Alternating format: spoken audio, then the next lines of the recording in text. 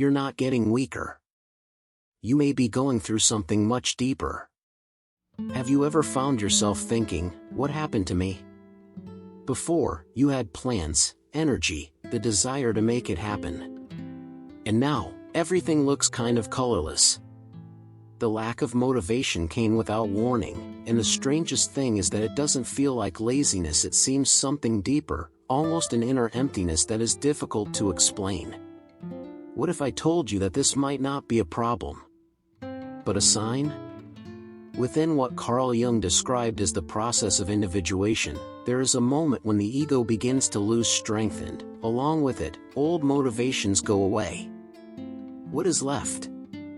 Silence, doubt, and, often, an existential crisis that no one prepared you to face.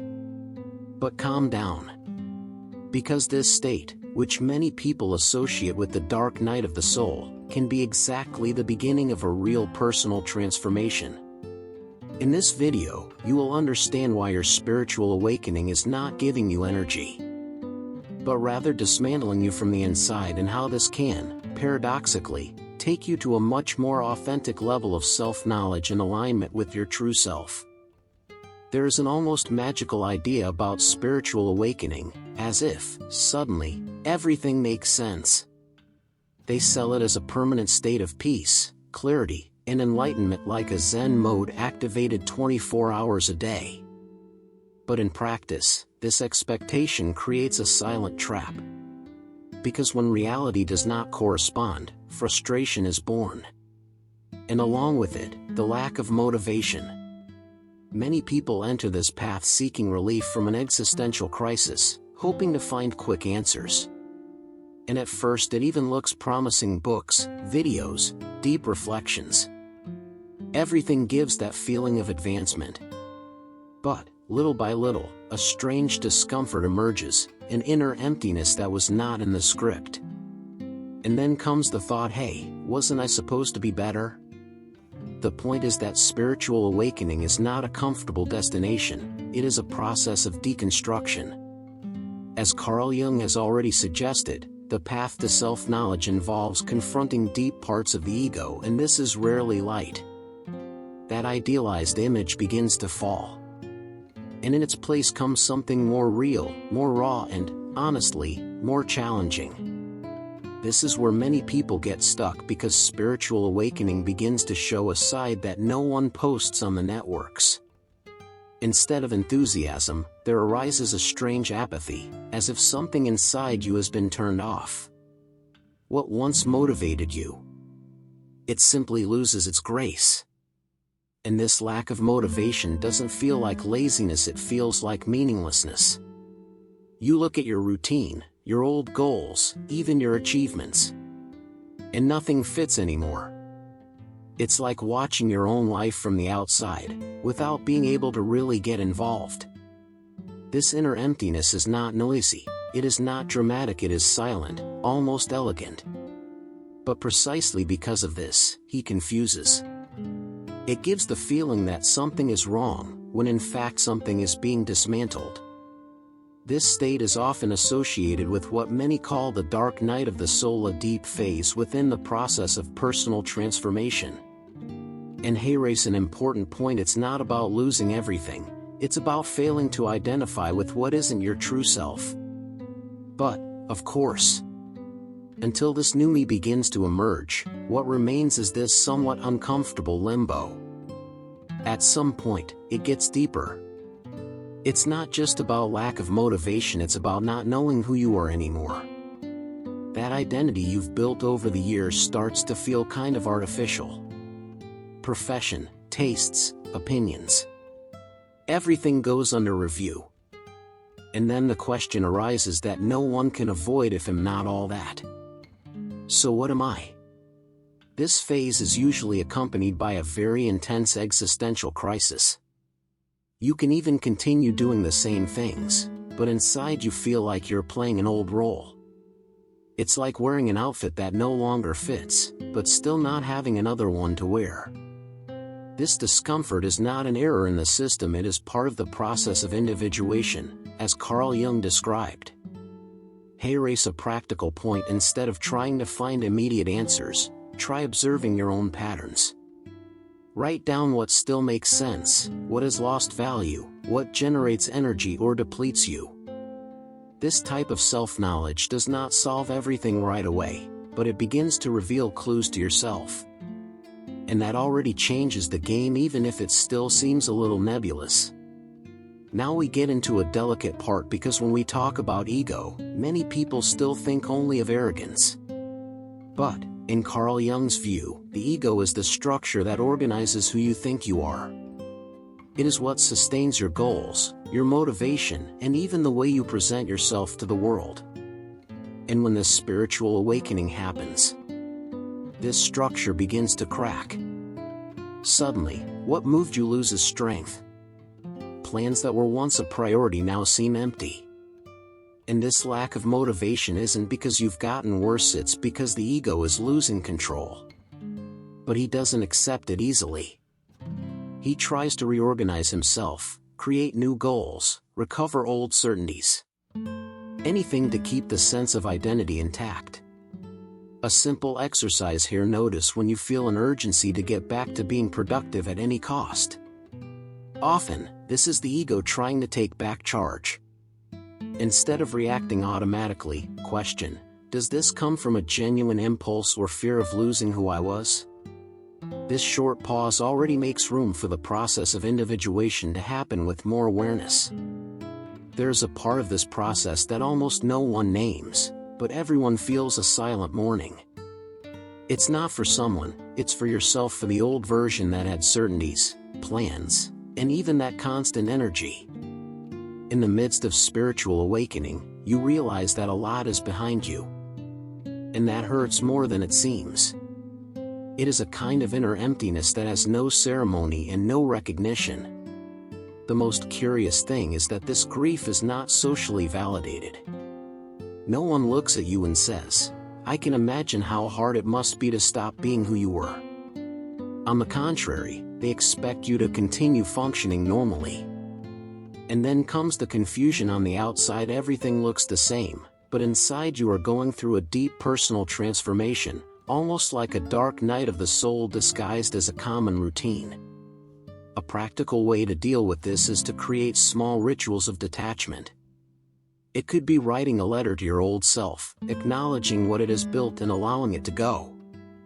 Or even revisit photos, memories, and consciously thank before letting go.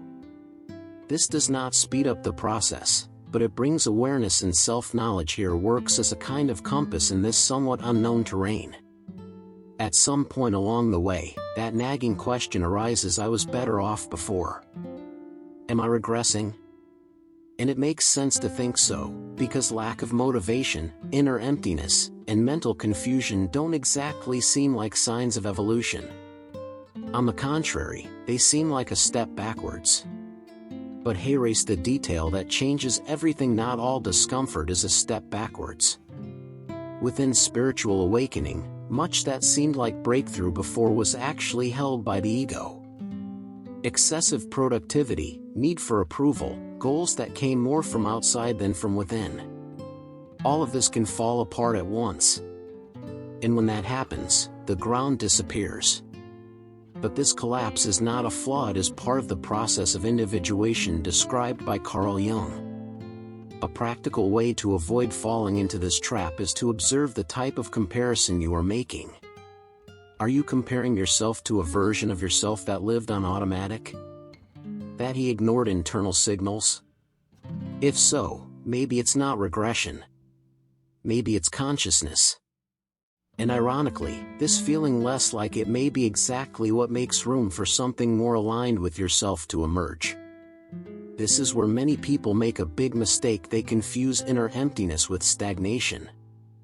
It seems that nothing is happening, that you have frozen, that you have lost the rhythm of life.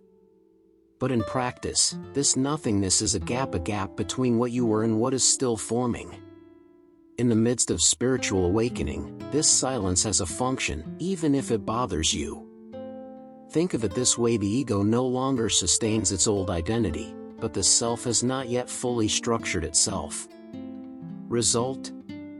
A neutral territory, kind of strange, where the lack of motivation appears not as a defect, but as the absence of old impulses.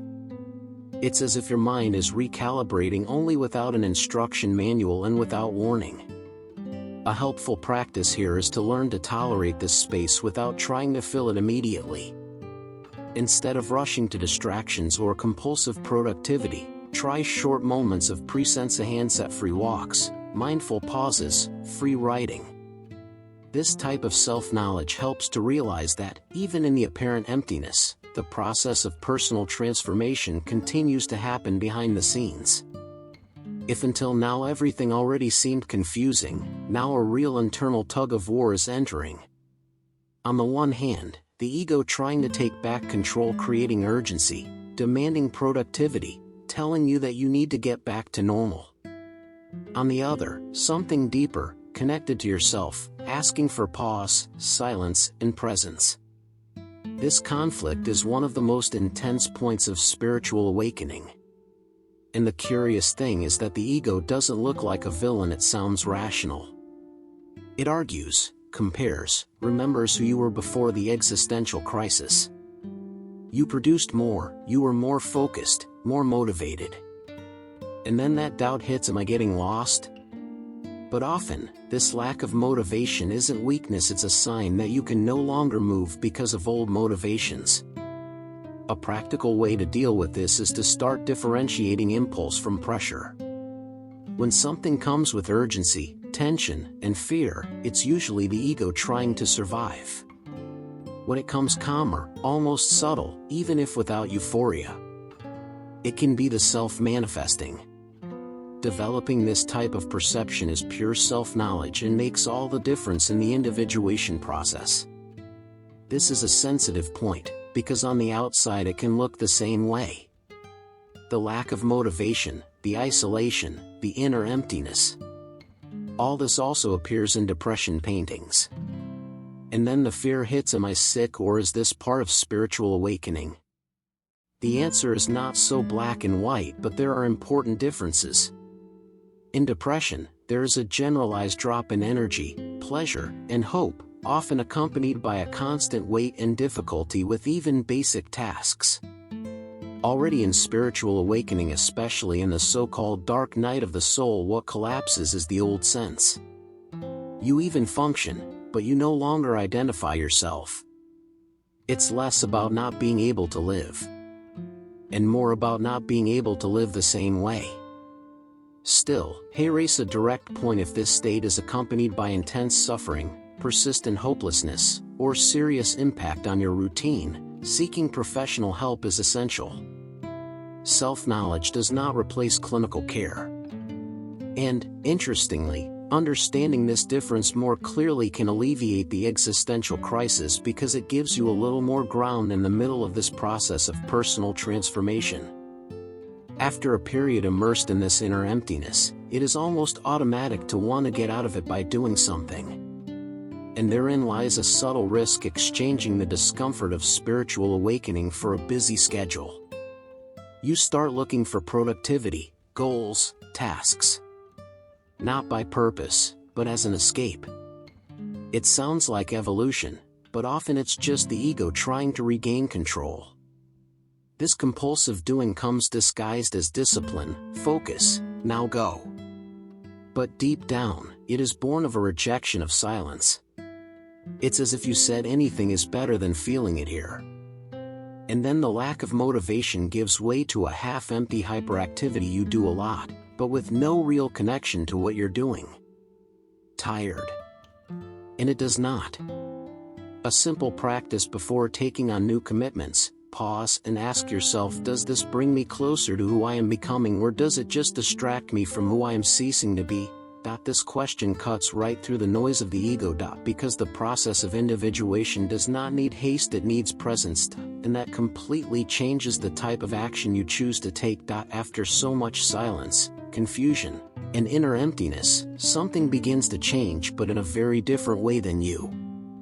Imagine. Motivation doesn't come back like it used to, full of energy and urgency. She appears more subtle, almost shy. He doesn't scream, He doesn't pressure, it is like a quiet impulse coming from within, aligned with yourself, and no longer with the ego. This new form of motivation is not about proving something, impressing someone, or fulfilling external expectations. It is born from self-knowledge, from what really makes sense now, even if it seems small. Sometimes, it's a desire to study a specific topic, change a simple habit, or even slow down without guilt. It seems little, but it is much more true. A practical way to strengthen this is to start taking action even without that intense excitement of before. Instead of waiting to feel like it, you test small moves that align with who you're becoming. This is the heart of personal transformation: less intensity, more coherence, and, curiously, this is how the process of individuation begins to take concrete shape on a daily basis. There comes a time when the pieces begin to fit together, not perfectly,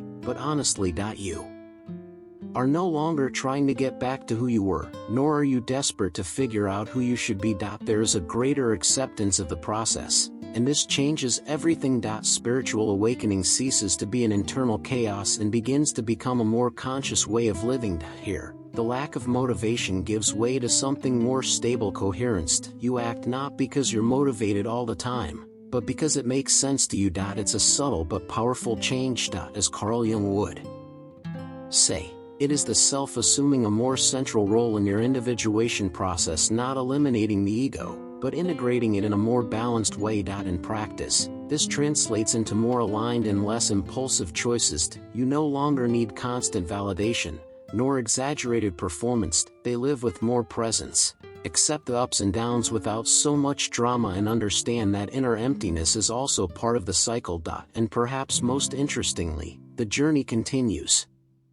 But now, without the need to run against it. Now tell me honestly, do you still see this lack of motivation in the same way as before? What if, instead of a problem, this is an invitation, almost a nudge to look deeper? Spiritual awakening doesn't take something away from you by chance. It removes what is not aligned with yourself. The question is, are you willing to listen to what was left in the silence? Perhaps the biggest challenge is not to go back to who you were, but to have the courage to become who you don't know yet. The inner emptiness, the existential crisis, the fall of the ego.